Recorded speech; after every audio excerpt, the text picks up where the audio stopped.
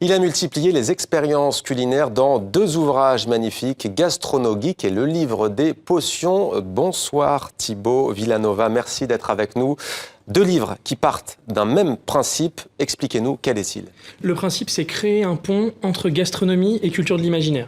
C'est-à-dire faire un livre de recettes, un livre de cuisine, donc un livre qui se lise et qui permette de voyager dans la culture geek, tout en apprenant à créer des recettes en immersion dans ces univers-là.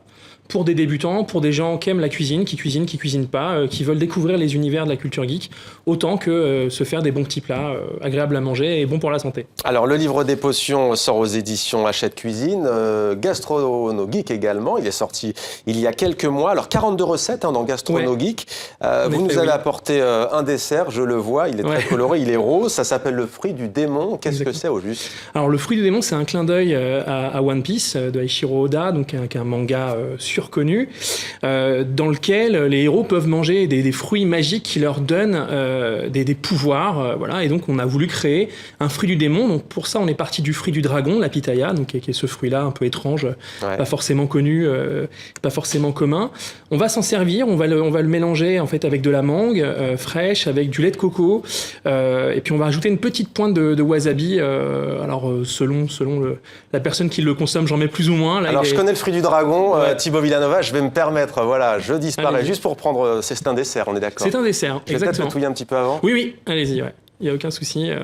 Ça peut se faire plus liquide en boisson. Allez, là, on l'a fait en sorbet. J'essaie de pas me tâcher quand même. Allez-y. On est en direct. J'aurais mis un peu plus de wasabi. Un peu plus de wasabi, ok. J'aime beaucoup le fruit du dragon. Donc celui-ci, inspiration manga. Exactement.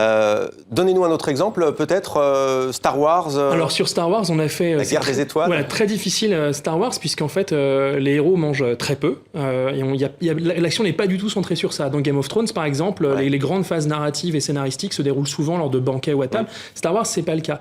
Donc dans le livre des potions, on a fait la bière corélienne, que les fans de Star Wars et les connaisseurs de l'univers étendu connaîtront. On a aussi fait le ragoût de Dagobah, donc et en fait ce qu'on imagine être ce qu'il y a dans la marmite de Yoda sur Dagobah dans l'Empire contre-attaque. Et alors, ça donne quoi? On a revisité le pot-au-feu sans la viande, en fait avec des légumes racines, avec un bouillon très parfumé. C'est très très sain et c'est très très bon à manger. Alors, vous l'avez dit vous-même, on associe rarement quand on va au cinéma et quand on voit ce genre de film, tout cela à l'alimentation. D'où vous est venue l'idée de ce projet en fait? Alors, l'idée de ce projet, elle vient du fait que moi, je suis communément ce qu'on appelle un geek. Enfin, voilà, chacun met ce qu'il veut dans cette catégorie-là. Moi, j'utilise le terme passionné des cultures de l'imaginaire. J'évolue dans ce milieu-là depuis quelques années. Je suis passionné de gastronomie. Mon père, il est artisan boulanger. Donc, chez moi, les métiers de bouche, c'est quelque chose qu'on apprécie. La performance culinaire aussi.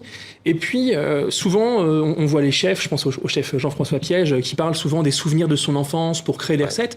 Moi, quand je crée des recettes, je cherche plutôt à aller dans les univers que j'ai envie de transmettre aux gens qui ne les connaissent pas, ou à mes amis, ou de partager un moment autour de ça, quoi. Alors, il y a plusieurs cultures geeks. Vous préférez d'ailleurs la qualifier, vous l'avez dit autrement, l'heroic fantasy, les mangas, la science-fiction. Et la gastronomie geek, est-ce qu'elle se conjugue aussi? Est-ce qu'elle est plurielle? Ouais, je pense. Mais en fait, l'idée, pour moi, c'est difficile quand on travaille des univers imaginaires, puisque souvent, quand l'univers le précise, il y a des légumes ou des animaux qui n'existent pas. Dans Toriko, le steak de Galalagator, ça n'existe pas. Donc, je vais essayer de travailler des aliments, de chez nous pour ressortir ce plat. Mais du coup, si on est dans le manga, si l'univers géographique, si les formes même de l'aliment, on le voit avec le fruit du dragon, il s'apparente bien au manga. Parfaitement, et c'est assez drôle parce que les gens nous disent souvent ah mais vous l'avez fabriqué comment? C'est on allait le cueillir, quoi. Parce qu'ils ne connaissent pas le fruit du dragon. Exactement, en fait. C'est assez simple.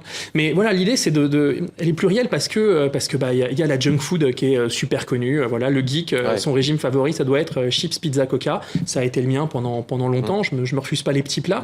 Après, nous, il y a quand même un message. C'est intéressant ce que vous dites là. Moi, ça veut dire qu'on peut être devant l'écran, on peut regarder un film en mangeant autre chose que des chips. Moi j'espère. Enfin, en tout cas, les retours qu'on a sur Gastronomie Gastronogeek qui sont super plaisants sur Instagram ou sur les réseaux sociaux, tout ça, c'est que les gens nous disent oh, super, on va se faire une soirée Harry Potter ce soir et on va pouvoir faire le jus de patidou chaud, on va pouvoir faire la poularde luttée ou la crème brûlée que vous proposez. Pareil pour c'est autrement plus excitant. Et d'ailleurs, tous les grands chefs le disent, hein, Thibaut Villanova, un bon plat, c'est pas forcément le meilleur du monde, parce que de toute façon, c'est subjectif. Totalement. Ils disent, un bon plat, ça doit raconter quelque chose, une histoire. Nous, on est quand la création du projet est apparue. J'ai une petite équipe de gens qui travaillent avec moi, qui ont participé au livre. Je pense à Bérangère qui a fait les illustrations. Je pense à toute l'équipe. On en a beaucoup discuté, quoi. Et le truc qui est apparu, qui est très très logique, c'est tradition culinaire, transmission de techniques, recherche d'émotions. Quand on prend la culture de l'imaginaire, on est dans la même chose. C'est-à-dire qu'il y a de la tradition, le Seigneur des Anneaux, ça remonte. Star Wars, là, il sort un nouveau film, ça a 38 ans cette année. C'est transgénérationnel. On va chercher les émotions. On va. Qu'est-ce que ça nous rappelle? Voilà. On crée du lien, exactement. Merci beaucoup, Thibaut Villanova, d'être venu sur le plateau de TV5 Monde. Merci. On rappelle donc Gastronogeek et puis le livre des potions aux éditions Hachette Cuisine. Merci à vous.